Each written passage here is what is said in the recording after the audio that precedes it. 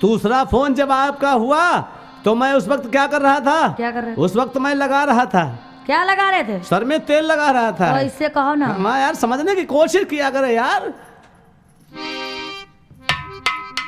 जब तीसरा फोन आपने किया हाँ तो मैं क्या कर रहा था? क्या कर रहे थे?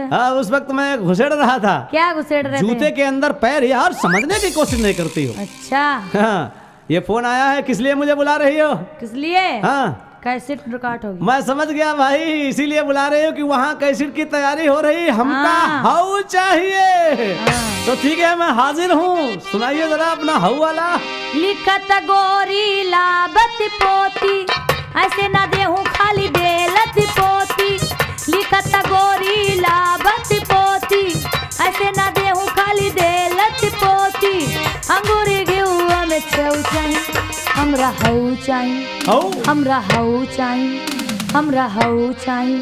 नाही चाही कुछ और हमरा हाउ चाही, नाही चाही कुछ और हमरा हाउ चाही।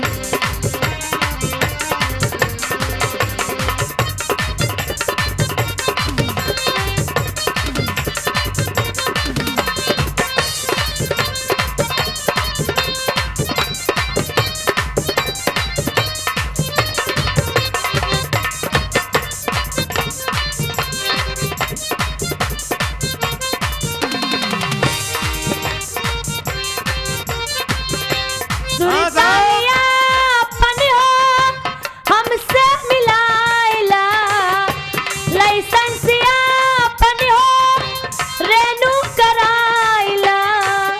लाइसेंसिया अपन हो रेनू कराइला। छोड़ब नाई चाही केहू मारब, कुत्ता हिलाई चाही केहू मारब। अंगूरी घेउआ में छौ चाही, हमरा हाउ चाही। हमरा हाउ चाहिए, हमरा हाउ चाहिए। नाही चाही कुछ और हमरा हाउ चाही, नाही चाही कुछ और हमरा हाउ चाही। ए बोया। हाँ साहब, हमका हाउ चाहिए। दिलीप कुमार राठौर, राठौर कैसेट विक्रेता, करावल नगर, दिल्ली। 501 रुपया सोनी जी को भेजते हैं। बहुत बहुत धन्यवाद। अरे बासी रोटी खाइयो के ताजी बनाई दे। अरे बासी रोटी खाइयो के ताजी बनाई दे। अरे हमरे लगे सुइयो के अलग ही बिछाई, हमरे लगे सुइयो के अलग ही बिछाई दे। क्या बात है सोनी, चम्मच चलो यार, तहलका मचा दिया।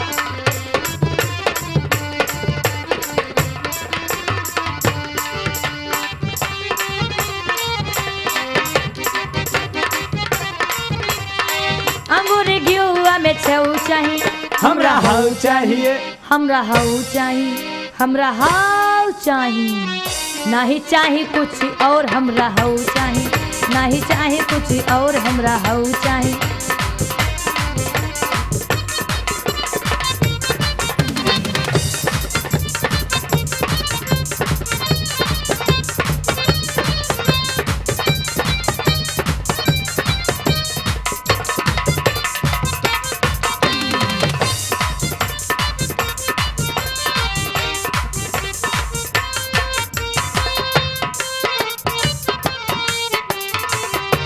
दूसरा के दिन खाते जन का तुले बाता।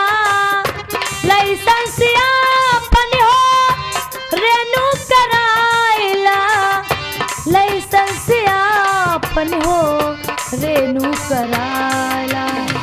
अब हो अब गोरी झूम के आजा, कुर्ता हिलाई जरा चूम के आजा। अंगूरी घेउआ में छौ चाही, हमरा हाउ चाही। हाउ हमरा हाउ चाही, हाउ हमरा हाउ चाही। नाही चाही कुछ और हमरा हाउ चाही, नाही चाही कुछ और हमरा हाउ चाही। ए बोया। हाँ साहब, हमका हाउ चाहिए। विशाल भाई साहब, कैसेट विक्रेता, शाहदरा, दिल्ली। 501 रुपया भेजते हैं राठौर कैसेट के माध्यम से सोनी जी को। बहुत बहुत धन्यवाद।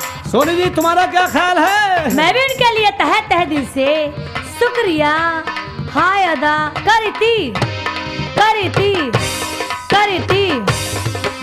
नहीं चाही कुछ और हमरा हऊ चाही, नहीं चाही कुछ और हमरा हऊ चाही।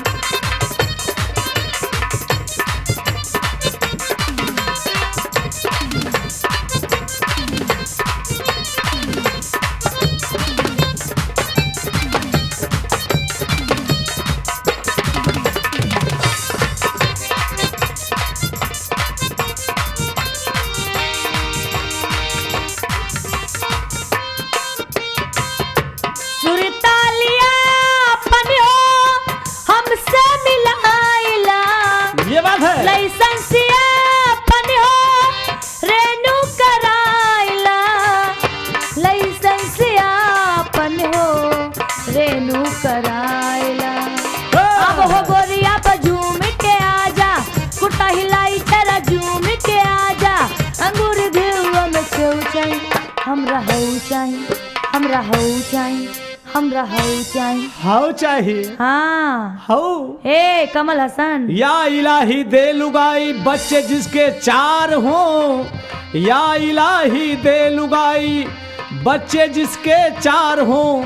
कोई डिप्टी कलेक्टर हो, कोई थानेदार हो। नहीं चाही कुछ और हमरा हऊ चाही, नहीं चाही कुछ और हमरा हऊ चाही। लिखत गोरी लाबती पोती, ऐसे ना देहू खाली तेलत पोती। अंगूर घिउआ में सेव चाही, हमरा हऊ चाही, हमरा हऊ चाही, हमरा हऊ चाही। नहीं चाही कुछ और हमरा हऊ चाही, नहीं चाही कुछ और हमरा हऊ चाही, नहीं चाही कुछ और हमरा हऊ चाही, नहीं चाही कुछ और हमरा हऊ चाही, नहीं चाही कुछ और हमरा हऊ।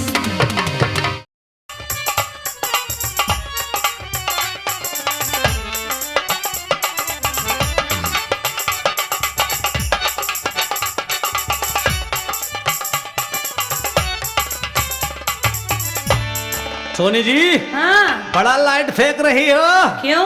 क्या जलाती हो? तुम्हें नहीं मालूम क्या जला? हमें मालूम होता तो पूछता ही क्यों? कुपिया जलाते हैं, कुपिया। कुपिया? हाँ। बड़ा लाइट फेंक रही हो, इतनी हैवी रोशनी, इतनी छोटी पैसा लगता कुपिया। है, पैसे। पैसा लगता है, पैसा हम भी खर्च कर देंगे। ऐसा करिए, हाँ। मेरा पिलक अपने होल्डर में घुसेड़ लीजिए। नहीं, जगह ही नहीं है। कोई नहीं गुंजाइश है? हाँ। तो क्या जलाती हो? कुपिया। कुपिया? ऐसा करिए, 4 दिन के लिए कुपिया तुम अपनी हमको दे दो। नहीं। हमारे इम्तिहान चल रहे हैं, हमने ट्यूशन ले रखी है। ऐसा करिए, तुम्हारी कुपिया वापस कर देंगे, हमारा काम निकल जाएगा। ना। नहीं दोगी? नहीं। तो कोई तुम बता सकती हो? हम तुम्हें बताएं? क्या? मोमबत्ती ले आओ बाजार से। बाजार जाए मोमबत्ती लाएं? हाँ। रोशनी हो जाएगी। हाँ। अरे सोनी जी, बजाय मोमबत्ती के इतना बड़ा मोटा भाला हमने 1 रुपये